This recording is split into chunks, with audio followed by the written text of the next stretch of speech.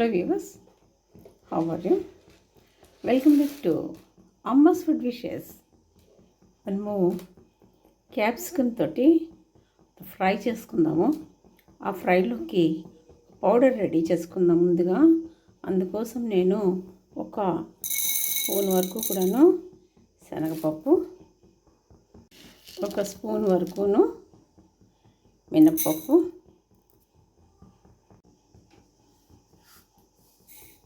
నువ్వులు, పల్లీలు, ఇది కోకోనట్ కొబ్బరి, ఎండు కొబ్బరి, వీటన్నిటిని డ్రై రోస్ట్ చేసుకుందాం. ఇందులో కొద్దిగా కరివేపాకు వేసుకుందాం.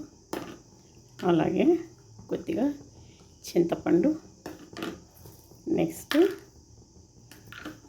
వెల్లుల్లి, ఇవి డ్రై రోస్ట్ చేద్దాం. ఇవి ఫ్రై అయిపోయినాయి, తీసేసి చల్లారిన తర్వాత పౌడర్లా చేసుకుందాం. ఇది సేమ్ అదే ప్యాన్లో ఆయిల్ వేసుకుందాము.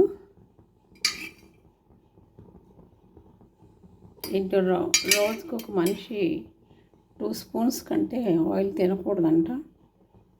ఒక్కొక్కళ్ళు ఒక్కొక్కటి చెప్తూ ఉంటారు, భయం వేస్తూ ఉంటుంది. ఇప్పుడు ఇందులో ఇలా కట్ చేసి పెట్టినట్టు క్యాప్సికమ్ వేసేసుకుందాం. ఈలోగా మనం ఫ్రై చేసి పెట్టుకున్నట్టు ఆ పప్పుని మిక్సీ కూడా గ్రైండ్ చేద్దాం. ఇప్పుడు ఇందులో మనము సాల్ట్ వేసుకుందాము.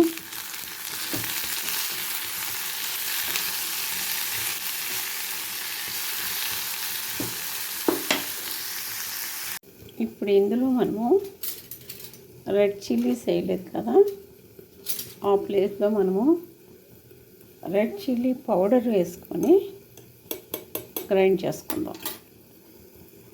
ఇది ఫ్రై అయిపోయింది ఆల్మోస్ట్. ఒక 1/4 స్పూన్ వరకు ధనియా పౌడర్, ఒక 1/4 స్పూన్ వరకు జీరా పౌడర్. ఇప్పుడు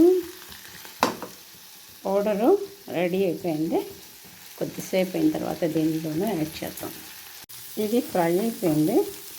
ఇప్పుడు ఇందులో మనం కొద్దిగా టర్మరిక్ పౌడర్ వేసేసుకుందాం. తర్వాత గ్రైండ్ చేసి పెట్టినటువంటి పౌడర్ని వేసేసుకుందాం. చాలా టేస్టీగా ఉంటుంది. వేడివేడి అన్నంలో నెయ్యి వేసుకొని ఇలాగా ఈ క్యాప్సికమ్ ఫ్రై తింటే చాలా బాగుంటుంది. ఈ క్యాప్సికమ్ ఫ్రై రెడీ అయిపోయింది. మీరు కూడాను ఇలాగే ట్రై చేయండి. క్యాప్సికమ్ అనేది చాలా హెల్త్కి మంచిది. ఓకే, తర్వాత ఇది రోటీకి కూడా చాలా టేస్టీగా ఉంటుంది.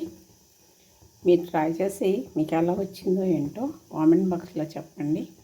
ఓకే, ఉండనా మరి నేను మరి యొక్క మంచి రెసిపీతోటి, హెల్దీ రెసిపీ, టేస్టీ రెసిపీతోటి మళ్ళీ నేను నా నెక్స్ట్ వీడియోలోను మిమ్మల్ని అందరినీ కలుసుకుంటాను. మీ అందరి ఆదరాభిమానాలకు కృతజ్ఞత తెలియజేసుకుని సెలవు తీసుకుంటాను. Keep watching. బాయ్.